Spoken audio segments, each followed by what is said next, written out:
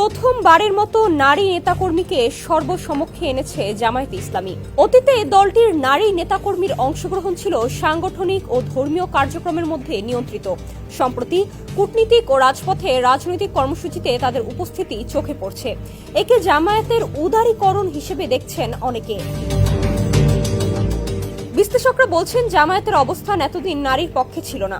ভোটারের অর্ধেক যেহেতু নারী, তাই এটা তাদের নির্বাচনী কৌশল হতে পারে। যদিও জামায়াত নেতারা বলছেন, নীতি আদর্শে বদল আসেনি। আওয়ামী লীগের 15.5 বছরের শাসনামলে জামায়াতের উপর দমনপীড়নের কারণে নারী নেতাকর্মীকে প্রকাশ্য কর্মসূচিতে দেখা যায়নি। ছাত্র জনতার অভ্যুত্থানে শেখ হাসিনার স্বৈরশাসনের পতনে নিরাপদ পরিবেশে নারী নেতাকর্মীরা ইসলামের বিধিবিধান ও পর্দা মেনে রাজনৈতিক কর্মসূচিতেও প্রকাশ্য হয়েছেন। সাংগঠনিক, ধর্মীয় ও সামাজিক কার্যক্রম আগের মতোই অব্যাহত রয়েছে। জামায়াতের একাধিক নেতা সমকালকে বলেন, পশ্চিমা দেশগুলোর প্রধান জিজ্ঞাসা নারীর প্রতি জামায়াতের দৃষ্টিভঙ্গি কি। নারীদের কার্যক্রম প্রকাশ্যে আসায় তা স্পষ্ট হয়েছে। আওয়ামী লীগ শাসনামলে ধরপাকড়ে কোণঠাসা জামায়াত শেখ হাসিনা সরকারের পতনের পর প্রকাশ্য রাজনীতিতে ফিরে নারীর প্রতি উদার হওয়ার বার্তা দিচ্ছে। দলটির আমির ডক্টর শফিকুর রহমান গত 30 নভেম্বর বলেছিলেন, আমাদের বিরুদ্ধে অপপ্রচার চালানো হয়।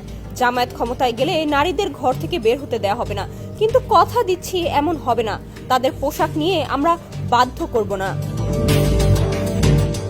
ধর্ষণ, নারী ও শিশু নিপীড়নের প্রতিবাদে 5 দফা দাবিতে গত শনিবার রাজধানীর প্রেস ক্লাবের সামনে মানববন্ধন করে জামায়াতের মহিলা বিভাগ। হাজার খানেক নারী নেতাকর্মী মানববন্ধনে অংশ নিয়ে ধর্ষণের বিচার দাবিতে স্লোগান ও বক্তব্য দেন। অতীতে কখনোই জামায়াতের নারী নেতাদের প্রকাশ্যে স্লোগান কিংবা বক্তব্য দিতে দেখা যায়নি। কালার এক্সপার্ট, জর্জ স্যাপ এবং মাইল্ড অন হ্যান্ডস টেকনোলজি সমৃদ্ধ অরিক্স ক্রিস্টাল ওয়াশ আপনার লন্ড্রি এক্সপার্ট। বিএনপি এবং অন্যান্য মধ্যপন্থী দলের নারী শাখা থাকলেও জামায়াতের রয়েছে মহিলা বিভাগ। এর নেতৃত্বে রয়েছেন একজন সেক্রেটারি। মহিলা বিভাগ এলাকা ভিত্তিক নিজস্ব কমিটির মাধ্যমে কার্যক্রম চালায়। নির্বাচনে নারী ভোট টানতে মহিলা বিভাগ গ্রাম শহর নির্বিশেষে ঘরে ঘরে সাংগঠনিক দাওয়াতি কাজ করে। প্রোগ্রাম তালিম নামে পরিচিত ঘরোয়া বৈঠকের মাধ্যমে জামায়াতের সহযোগী সদস্য, কর্মী হিসেবে নারীদের অন্তর্ভুক্ত করা হয়।